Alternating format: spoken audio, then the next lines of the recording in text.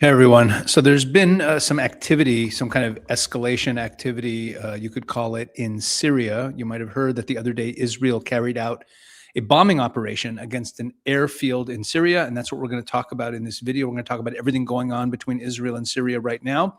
And of course, as always, it involves Turkey. So let's just get right to the headlines.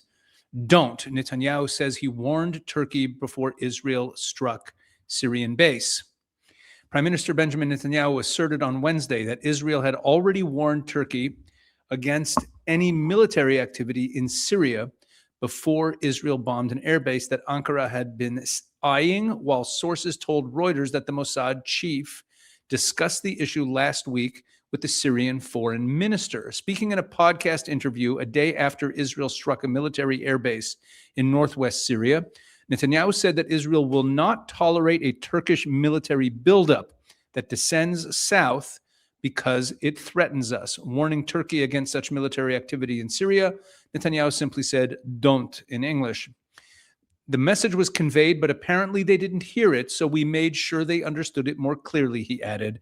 Meanwhile, 3 people familiar with the matter told Reuters on Wednesday that Mossad chief Roman Goffman held a phone call last week with Syrian Foreign Minister Assad al-Shaibani, in which they discussed Turkey's military presence in Syria.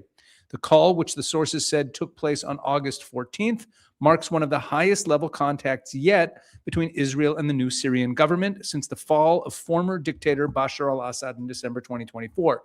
Now, this is actually quite significant. It's not a small detail. I'm happy they included it in this news item.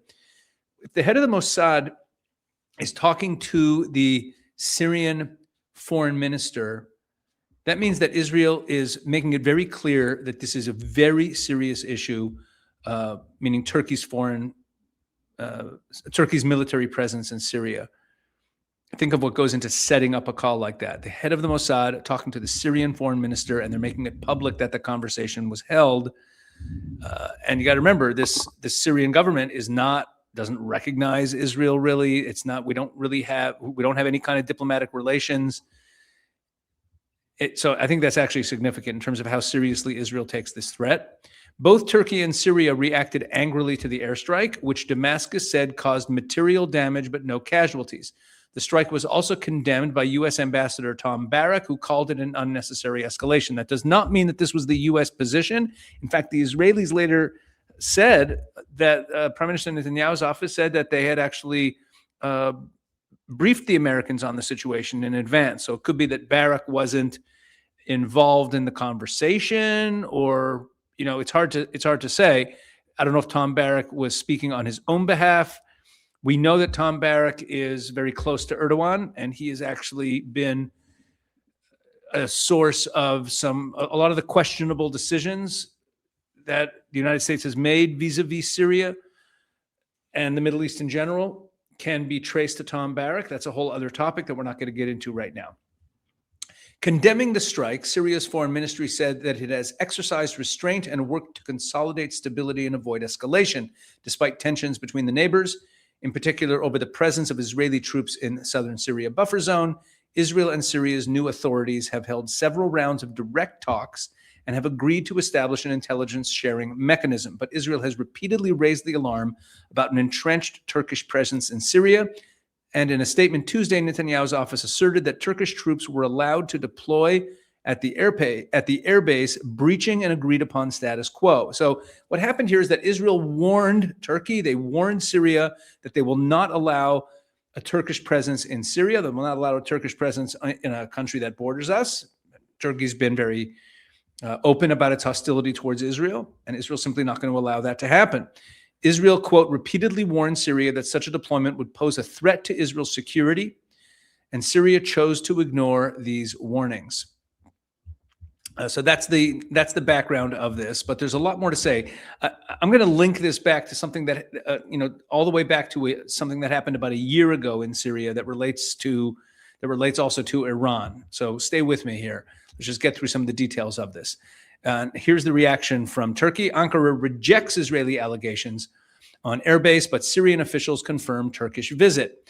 Turkey firmly rejected on Wednesday what it called untenable allegations by Israel regarding its military position in Syria. They're denying that they are that they are creating a Turkish military presence in Syria, which is ridiculous. Turkey has a military presence in Syria, and they've been trying to build one there for a long time. I'll get into that soon. This is not the first time that Israel has struck a Turkish potential position in Syria. I'll explain in a moment. First, let's get through this incident. So Turkey formally rejected this, and yeah, two officials who spoke on condition of anonymity because they were not authorized to comment publicly said the Turkish delegation had visited the airbase. These are two Syrian officials, had visited the airbase in northwestern province of Idlib on Monday to review rehabilitation work underway at the facility. So these two Syrian officials, who remained anonymous, spilled the beans that the Turks actually were there inspecting the airbase on Monday. And Turkey says, what? We have nothing to do with this. It was the first confirmation of a Turkish presence at the Abu Duhur base. IDF Chief of Staff Lieutenant General Eyal Zamir visited troops in the Israel-held buffer zone in southern Syria Wednesday morning. That's also sending a message. The day after Israel strikes this base in Syria, the Chief of Staff of the IDF goes into the Israeli-held buffer zone in South Syria and of course makes it public. Remember, a visit by the Chief of Staff to these positions in southern Syria could have happened without it being made public, or it didn't need to happen at all necessarily. You could send some other general. When the Chief of Staff goes there and makes it public, they're making a statement. So Israel goes into southern Syria. Israel bombs this base in northwestern Syria, and then the next day, the Chief of Staff shows up in southern Syria as a way of saying we're not going anywhere. But what did he say? Israel will not allow hostile forces to establish themselves along our borders. In other words, what he's doing here, the day after the strikes in northern Syria, is he's connecting our presence in the buffer zone to those strikes. And he's saying it's coming from the same policy, that we will not allow hostile forces to establish themselves along our borders. So if you want us out of southern Syria, the last thing you should be doing, meaning it's a message to the Syrians, if you want us to withdraw from southern Syria, from this buffer zone, the last thing you should be doing is allowing the Turks to come in and build military installations and have an air base on your territory. Okay? We're not going anywhere so long as there are threats. That's the point. Quote, we see what is happening and are monitoring the changes on the Syrian front. We must prepare for them accordingly, Zamir said. We will not allow hostile forces to establish themselves along our borders, and we will know how to use our power precisely when it is needed, where it is needed, and when it is needed. Ankara, Turkey, has been training Syria's army, helping it rebuild its state institutions and infrastructure, and providing military and diplomatic support. Okay, now, here at the Alma Center, I've used the Alma Center's material before. The Alma Center is a think tank, a research and education center that focuses on Israel's north and the northern threats. So they focus on Lebanon, Syria. That's what they're all about. So they did a piece. I immediately went to Alma to see what they had to say about this, and they did a piece, airstrike on Abu al-Duhur Air Base. First of all, let me show you where that is on a map. Here's a map of Syria. Okay, this is Syria. Here's Israel. Here's the Golan Heights, and here's this whole thing here is Syria. Syria's a big country. See, this is all Syria. And here's Lebanon down here. And the border between Lebanon and Syria is here. You see how far up north we are. So this is quite far from Israel. This is quite far from Israel, all the way up north here. This is where the airbase was. And here is the Turkish border up along the top here. Okay, this is the Turkish border, but here's the base. Abu ad-Duhur. Okay, Abu ad-Duhur. So it's near Aleppo, right here. All right, so it's quite near to the Turkish border. So at Alma, they said as follows. According to several reports from August 18th, 4 waves of airstrikes hit the runway and possibly several warehouses at the airbase. The pattern of strikes closely resembles some of the Israeli Air Force's attacks against military airfields in Syria during the Assad regime. Those airfields formed part of the infrastructure used by the Shiite axis within the weapons transfer corridor running through Syria to Lebanon. Oh. Those airfields formed part of the infrastructure used by the Shiite axis within the weapons transfer corridor running through Syria to Lebanon. Let me explain this. Okay, here's Lebanon, here's Syria, here's Iraq, here's Iran. Okay, this airbase, meaning this area here, or what they're saying is that the airfields were part of the weapons shipment corridor, bringing weapons to the Shiite militias, meaning Hezbollah. Now, right now, Iran is potentially going down. But the airbase, it's not just about Turkish Air Force being there. It's about this airfield being rehabilitated. This isn't a civilian airport we're talking about. This could become a shipping hub for weapons if it gets operational. We know that Naim Qassem, the head of Hezbollah, and Ahmad Ashara, the head of Syria, even though they've been mortal enemies in the past, have started courting each other, started talking about having conversations. And it's entirely possible that there will be some rapprochement between them that could end up, or as the Iranian regime maybe collapses or atrophies, we could see Turkey stepping in to help Hezbollah arm and stay solvent in terms of weapons, and maybe money as well. So we have what to worry about from this base beyond there simply being Turkish troops there and the possibility of a strike. But there's also the issue of air defenses. We'll get to that in a moment. And then it talks about the area where it is. And it's worth recalling reports of Turkish plans to deploy air defense systems in Syria. Interesting. Let me explain this. So this is, I'm going to drop the rest of this article because it's just a lot of details about, about the airbase, the Assad regime, but it doesn't necessarily teach us more about this incident. So I'm going to save a little time and drop the rest of that article. You can go check it out yourself. Go to the Alma Center and check out what's on their website. But let me explain something here. Back in the 12-day war, this is an article I pulled up on the screen here from July 2025. It's over a year old. Israeli military preparing enforcement plan to ensure Iran no longer threatens Israel. Very nice. This is right after the 12-day war. But look at what he says here. The Israeli military is preparing an enforcement plan to ensure that Iran cannot return to threaten Israel. What does this have to do with? At this time, here, he said the military must be prepared both in intelligence and operations to ensure Israel has air superiority to prevent Tehran from reestablishing its previous capabilities, Reuters reported. Okay, what is this about? In the 12-day war, a couple days into it, Israel achieved full air superiority over Iran, but really over the entire Middle East. Meaning Israel created this corridor. The way that the Israeli Air Force attacked Iran in the Iran war, let me pull back the camera a little bit more, is that the Israeli jets would fly up through Syria, through Iraq, and into Iran. They didn't cut across Jordan. They went into Syria, across Iraq, into Iran. That was how the airstrikes on Tehran were taking place. That was the flight path. And you might remember that at the end of 2024, let's say half a year or so, before the 12-day war, was when the Assad regime fell in Syria. And right after the Assad regime fell, Israel went in on this massive bombing campaign and destroyed the Syrian military. They destroyed all of the air defenses. This wasn't just about getting rid of the Syrian army so that whoever came next didn't have an army.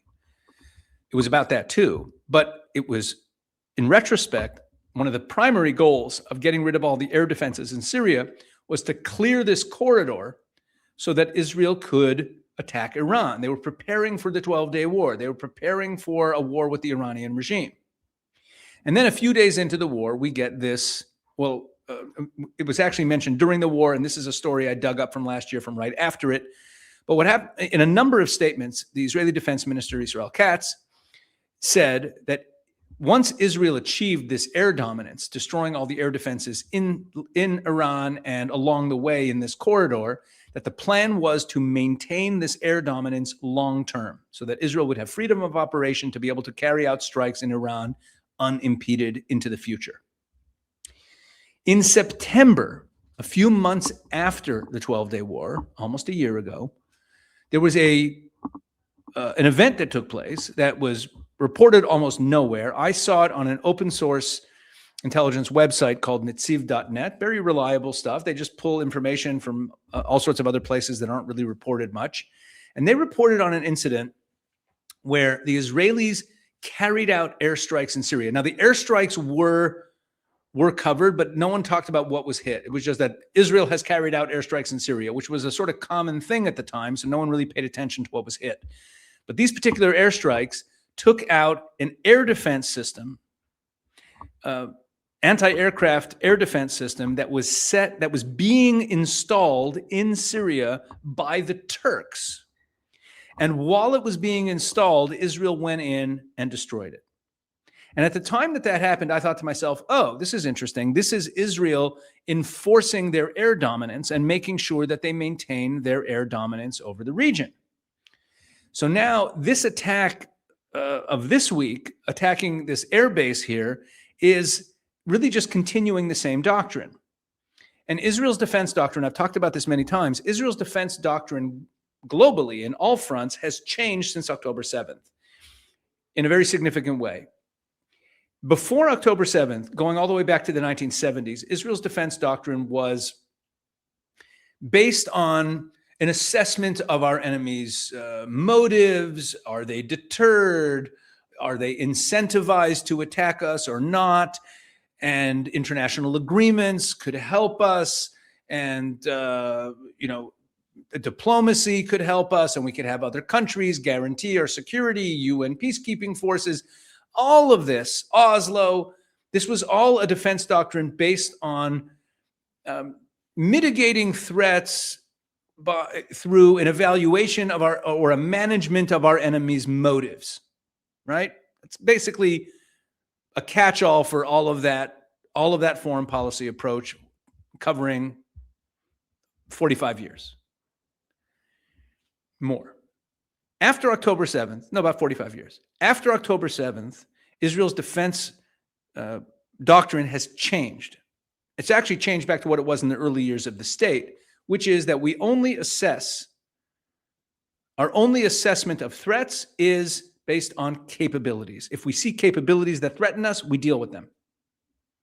And it affects a lot of things beyond the scope of this conversation right now. But this is really Israel acting on that doctrine. No one was attacking Israel. Tom Barrack says, oh, this is a needless escalation, right? Because it's an escalation. Why is Israel attacking? No one was threatening them. What are you doing? The Turks are fixing up an airport. The Turks are helping the Syrians or inspecting the Syrians, fixing up an airport, and Israel just comes in and destroys it. Israel, the warmongers. No, Israel is not going to allow any capabilities that would threaten it to be installed in a way that threatens Israel, period. That's what it's about. And while we're on the topic of Syria, I want to show you this. Syrian army soldiers filmed chanting death threats against Jews in Damascus. Here's the footage. Gaza is our rallying cry.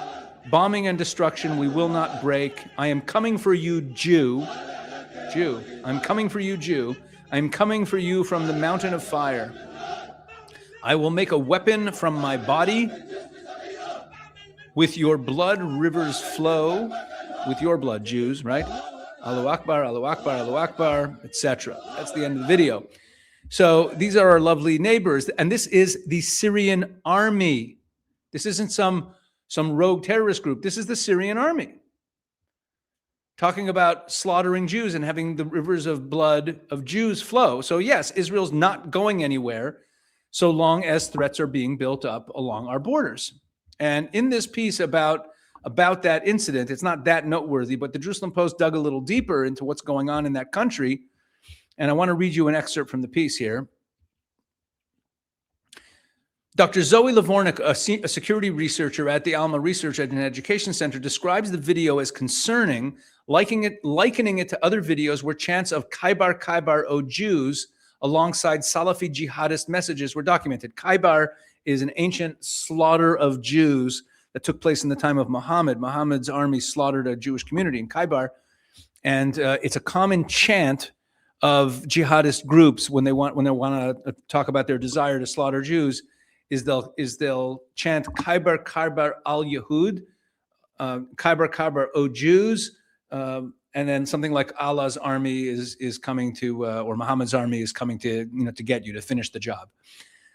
So she said this is kind of similar. The concern is not only about statements made by individual soldiers, but about the people now receiving senior positions in the military and security services, she said, noting that the Alma Center has previously reported that much of the new SAA, the Syrian forces, the Syrian army, came from HTS, Jabhat al-Nusra, and other jihadist organizations. HTS is an offshoot of al-Qaeda, which was led by none other than the current president, Ahmad Ashara.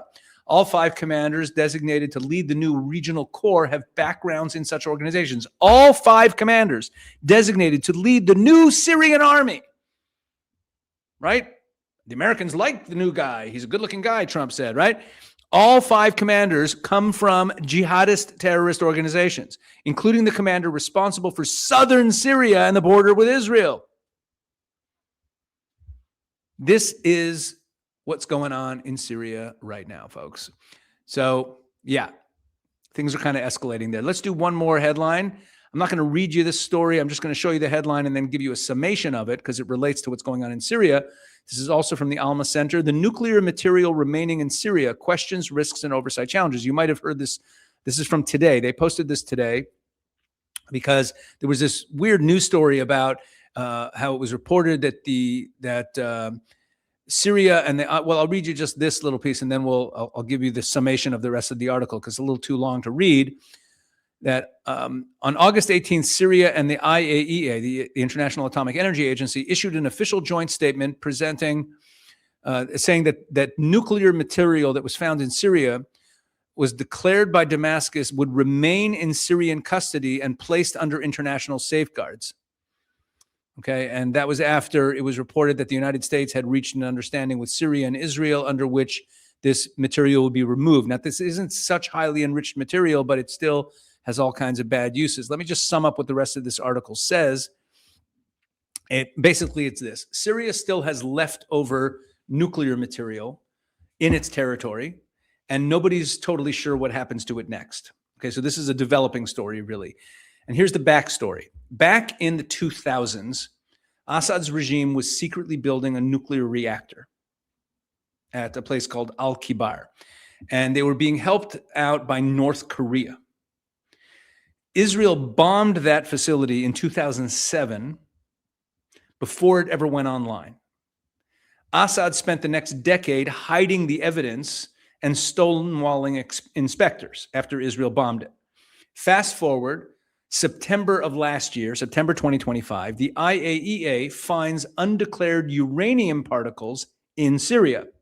Then in July of this year, just last month, the new al-Shara government actually discloses more previously hidden sites, including one called Site 99. That's the one that everyone's talking about now, near Deir ez-Zor. We're talking uranium, what's called uranium yellow cake, sealed in drums. So it's not weapons grade. You can't build a bomb with it, but it's exactly what you'd want for a dirty bomb that could spread radioactivity. It's a very dangerous bomb. And here's where things get murky. So this is what I read in those opening lines of this article. Earlier this month, August 10th, reports said that the U.S. brokered a deal to get this yellow cake, this dirty bomb material, out of Syria completely. Then just a couple days later, a few days later, a joint Syria IAEA statement suggested that it's actually staying in Syrian custody. So we have mixed signals and no clear resolution to what's going to happen to this nuclear material that's in Syria. Now, why does all this matter? Because Syria is not in full control of its own territory right now. You've got ISIS remnants, Iran-linked networks, criminal groups, and even factions inside the new regime, such as the military commanders who are jihadists, who are leading their soldiers in chants about, rivers of Jewish blood flowing, who are working for Ashara, who's trying to be moderate. And this is all, and this doesn't, look, if Ashara is actually moderate or goes too far, they could also take him out. This is not a stable situation. And meanwhile, there's this nuclear material floating around there. So a lot of, look, again, a lot of the new security services are staffed by former jihadist fighters. They're just in a Syrian army uniform. And these people are not exactly who you'd want as custodians of nuclear material. So the IAEA can inspect and monitor, but the IAEA is not a security force. They can't physically stop the bad actors in Syria from doing anything with this stuff. That responsibility is with the Syrian state, and the Syrian state is run by an Al-Qaeda ISIS alumnus. So that's the issue here. Bottom line is this, and this is from the Alma piece from the analysts. This isn't about Syria racing toward a nuclear weapon, okay? They're nowhere near it. This isn't like, oh my gosh, we have a nuclear Iran situation. No, that's not what it is. But it's about what happens to this material. Does it get stolen? Does it get smuggled? Does it get used for extortion? Does it get used for terrorism, dirty bomb terrorism? And right now, this is let's call it a live risk. The situation presents a kind of live risk. That's what it says in this article. Bottom line on this whole video is that, number one, the Syria situation is being closely watched by Israel. Israel's defense doctrine, which is that we will neutralize threats based on capabilities that we see being developed. And that's what leads to Israel saying, get the nuclear material out of there, and looking at Turkey and saying, don't you dare set foot in Syria and build up some air base or air defense or air defenses that would restrict our freedom of action over the Middle East so we can defend ourselves. And we're staying in the buffer zone. So this is Israel's new posture on display. Okay. And meanwhile, we have a report on the Syrian army being internally being staffed by all the senior commanders are former jihadists. I mean, current jihadists in Syrian army uniforms. They're jihadists, and they're having their soldiers chant about slaughtering Jews and creating rivers of Jewish blood. And the prime minister of Israel looking at the Syrians saying, you guys better behave yourselves because we're not going to take any funny business. And meanwhile, we have this big question about what happens to this nuclear material that's floating around there. Okay, so the Syria file is open, so to speak. That's my update on the Syria situation. I'll bring you more as the story develops. God bless. Thanks for watching. Make sure you're subscribed. Make sure you're watching what we're putting up at Israel365news.com. Just today we're putting up another episode of what we're calling the Big Picture Podcast, my conversations with Rabbi Rafi Ice, which have been really, they're good conversations. We kind of take a broader look at everything going on and even get into some culture and politics on a kind of from like a more of a bird's eye view level. And I hope you'll enjoy them. So go check that out. God bless.